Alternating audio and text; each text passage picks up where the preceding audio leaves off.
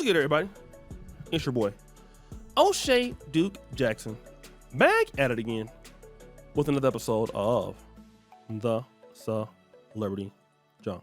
Many of you may have heard about this particular story. And of course, when it comes to black women dating with white men, I used to have less sympathy about it. But you have this sister who has basically broken down because the white man used her for some cheeks, and he basically used her as a walking clapathon session. In this video, I believe it is actually old, but it's now come back to life. And what the young lady is going to say is definitely interesting. Like a really traumatic situation where this guy, where he was just like so fucking horrible to me, and he just treated me like a stupid black. And it was like so painful for me, and everybody was like, well, you're the fucking dumb because you stayed, and you're just a stupid black, you let him treat you like one. And like, I know that the situation was my fault because I should have just left, but like, it really hurt because like I had sex with him and he basically just like used me for sex. He was like white guy, and so basically I ended up seeing him at Target when I was there with my old best friend like at the time, and he wouldn't look me in the eyes, he wouldn't say anything. It was like he was ashamed of me and just like embarrassed, which is like how most people get about me, and it was like so painful. And so I stood up for myself and said what I needed to say to him, and he ran away from me when I was speaking to him. And my friend was like, that's humiliating, like she was like, you just embarrass yourself, and like that's pathetic for you as a black woman to do something that stupid. Like, it hurt so bad because I wasn't even worth being looked in the eye. Like, it hurt so bad. And looking back, and that was the guy who, like, when I asked him to stop during sex, he held me down. Like, that happened a few months after the Target situation. And I was, like, telling my friends, I was like, I'm just fed up being treated like this. It's like every person that I would run into would do this to me, like, take advantage of me. And they were like, then just don't be a stupid black with a fat. And it was, like, so painful for me. Because I feel like if I tell anybody, they'll just tell me to stop being a stupid slut. And it's like, this is like the last place, because like I can't talk to my friends about it, like I can't talk to my parents about this, and like my therapist doesn't understand. Like I'm in so much pain right now, like it was already difficult enough as it is. Like I was growing up, I didn't hate myself. Now the young lady says the man was using her. She went to the Target and saw him in Target and tried to speak to him. He acted as if he did not know her. And this has caused her to cry. And I know a lot of guys will say, this is what you get for the white man worship. This is what you get. And you're right. I'm not going to sit here and make any excuses for the young lady.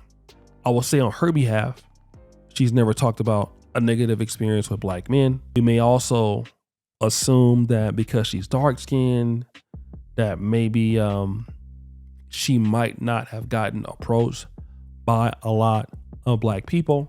But this particular symptom of one feeling lower than themselves in comparison to a white person happens all over the world. It's just not black women doing it with white men or black men doing it with white women. I see this in Africa. Let me explain what I mean.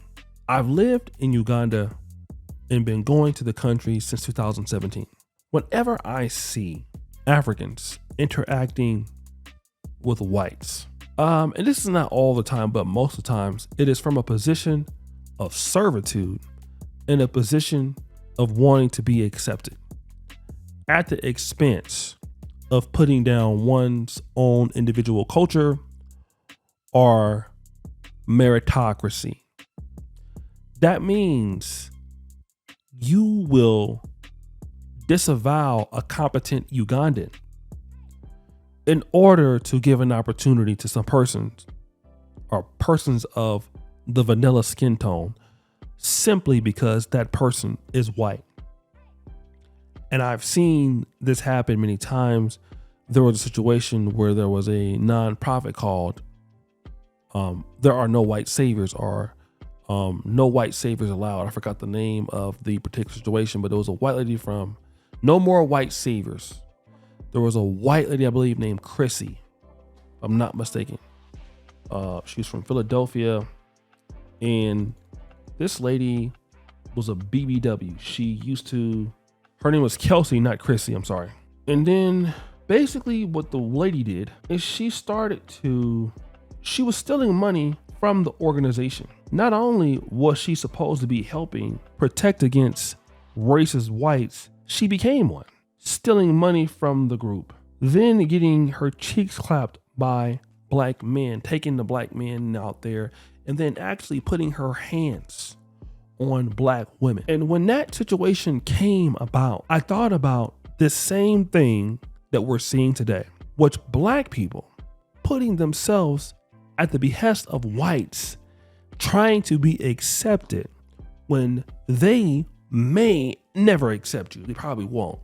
Instead of you looking to work or build with your own people, you look to disavow your own group to go and deal with somebody else who usually don't care anything about you. And as you say, when you talk about horses, you can lead them to drink, but you can't force them to take water. And it's the same thing. If you are a black man or a black woman and you are trying to get with somebody because they are white or because you feel like there is something to be had there, you are insane if you believe that that person on average is going to accept you because you're being a good person. That person may not have anything or want anything to do with you. This is not to say you cannot have successful interracial relationships, because you can. But the one thing that is true is that if you change your attitude towards your group will change their attitude towards you. And it's an energy thing. Look at what's happening in Dubai. Dubai is all energy. Dubai, 70 years ago, these folk were getting money from Kenya and Uganda. Kenya and Uganda was much richer than what Dubai is today.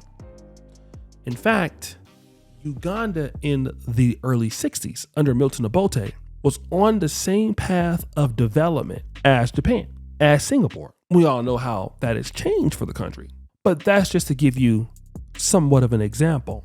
But when you look at UAE and what they have done there, you will have noticed is that these people understood very quickly that the whites would never accept Arabs as their own, because we have different religions. We have a different way of doing things, and we have a different color. So we will not be as to what the whites will want. But here's what we can do.